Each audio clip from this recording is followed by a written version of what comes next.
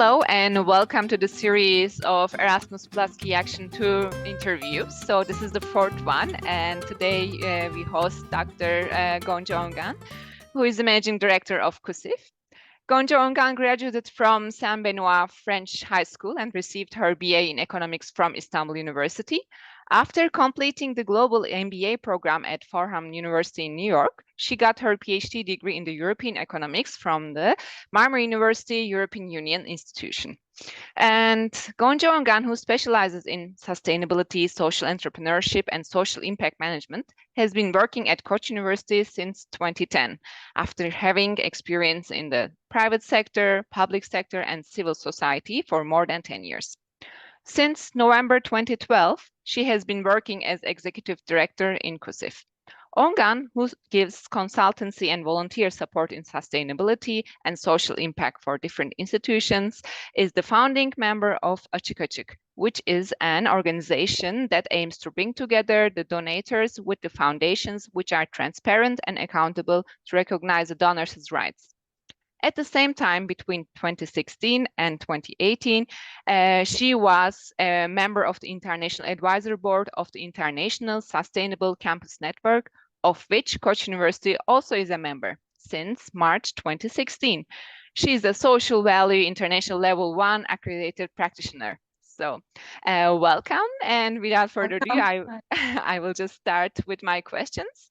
Could you please explain when, how, and why you got involved in an Erasmus Plus Key Action 2 project? Shiroya, thank you for the introduction. So far we have been involved in two Erasmus funded projects. The first one was in 2015, and we was the lead partner of that Erasmus project called Know Your Impact. It was a great project for us with three other partners. From UK, from Turkey, another social enterprise, and from Estonia, an Estonian social entrepreneurship network, and from UK, Social Value International network. And then later in 2020, our previous partner from Estonia, they become Stories for Impact, and they invited us to another Erasmus funded project. So we became the partners. So the projects follow each other. These are all important projects for KUSIF work.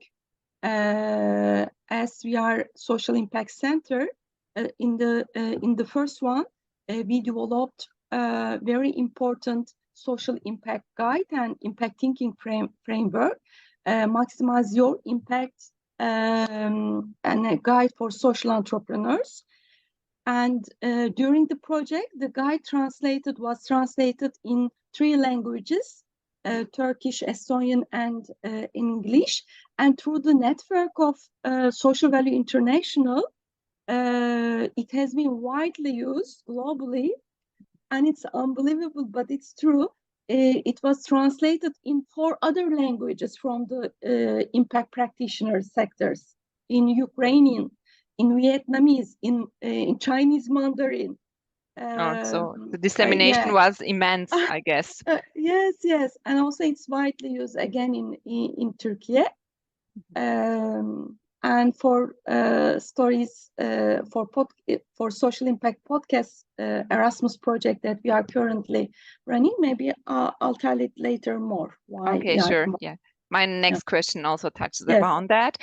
Could you also please give some details on your role in the Erasmus Plus Key Action 2 project you are currently involved in, and what are the aims? What will be the results of this project? Okay, sure, with pleasure. Right now, as I told you, we are one of the partners of this project. It's about doing podcasts, and it's called not regular podcast, but it's social impact podcast.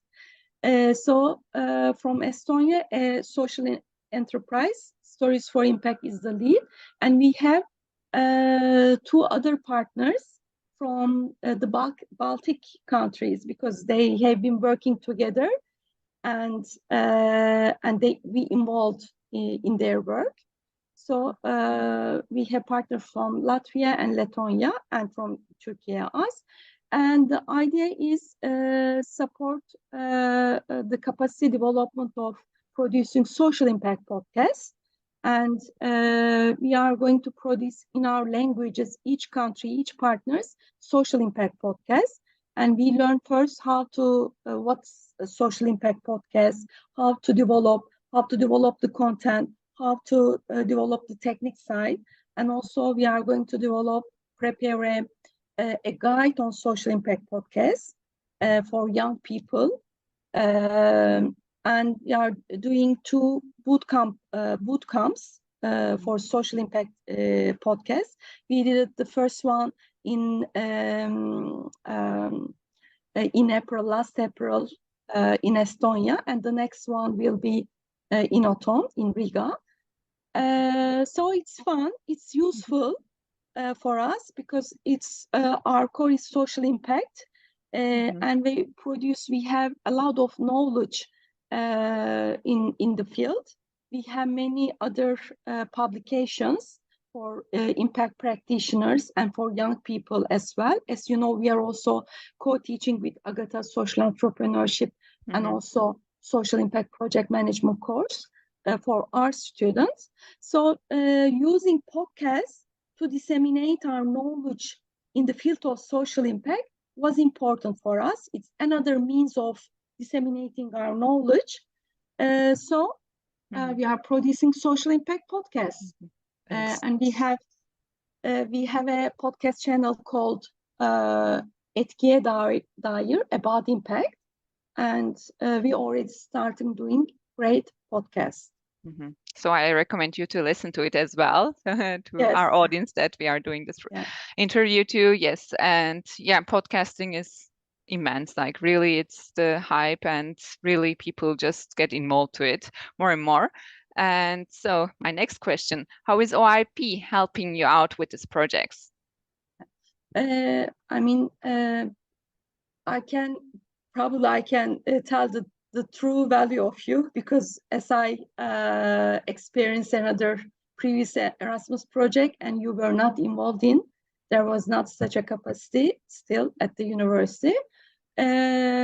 So now I am running, even though we are an experienced Erasmus project team, so we get a lot of help from OIP as things are changing, rules are changing, and instead of learning by myself or by ourselves, we always ask to OIP team to refresh our memories, knowledge, and also to learn the updated rules and implementations. And also for internal use, it's very important. So we have always someone to look and ask help, how to go through internal work that we need to follow. So especially for teams who are not experienced in Erasmus projects, OIP is very important anchor for implementation, for developing a new Erasmus, to develop new Erasmus project and also to implement. Thank you for your collaboration as well. So my next question, is this project contributing to your work at COSIF? You already answered some of this part, but yes, if you want to give more details. Yes, I will. Actually, our idea is that to show people that everybody can be a podcaster if they have things to tell on social impact. So this podcast project was very useful for us to develop a collaboration within the university and outside the university. As you know, we have social impact lab where we work with our students outside of the class, with students, staff, faculty, or researchers who would like to develop ideas and implementations that which have social impact to tackle sustainability problems.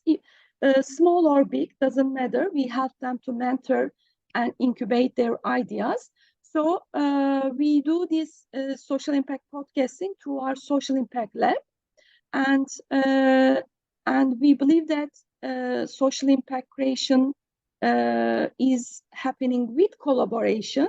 So we partner with the Directorate of Library and with Culture and Art Department, SGKM, with our friend colleague Oğuz department. And probably we are going to collaborate with you also in the next coming months, in the next phases of the projects, to develop social impact podcasts and also to learn from each other. For instance, Directorate of Library is already they have been already doing podcasts. So dear Naz helped us, to learn how to make podcasts in a very simple way by using Zoom, by using a very simple technology, Anchor. So we already know the content side. So it's nice to collaborate in that sense within the school, and also we collaborate outside of the school because it's like a pool of social impact podcasts. We are not only producing a podcast, but also other partners, students produce podcasts to this pool, and also outside collaborator partners produce podcasts to this pool. So this is how we use it. Okay, so it opens new pathways and new collaborations, as I can understand. So yes, which leads to my next question. Yeah. Would it's you recommend? Complementary. Yes, exactly. It is. So would you recommend your fellow KU academicians and administrative staff to get involved in an Erasmus Plus Key Action 2 project? I definitely do recommend, even though they are going to our competitors. Because Erasmus project, they have both capacity building side and also research side. Whatever you do, I mean, it's our strategy exclusive. If it's a capacity building project, we always integrate our research intention in it.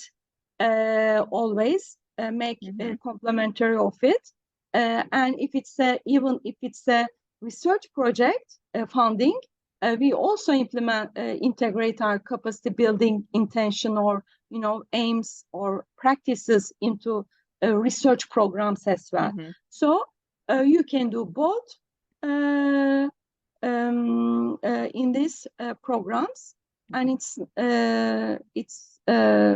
I like the funding scheme of them, and as we have also a team like you at the university, and it's easier in that sense, in that sense, to develop and implement such projects. Okay, so thank you for your time and this interview. And let me remind that the deadline for the new Key Action 2 projects call is October 4th. So you can contact me for further information. So thank you very much. Goodbye. Thank you. Thank you, Aya. Thank you to you as well.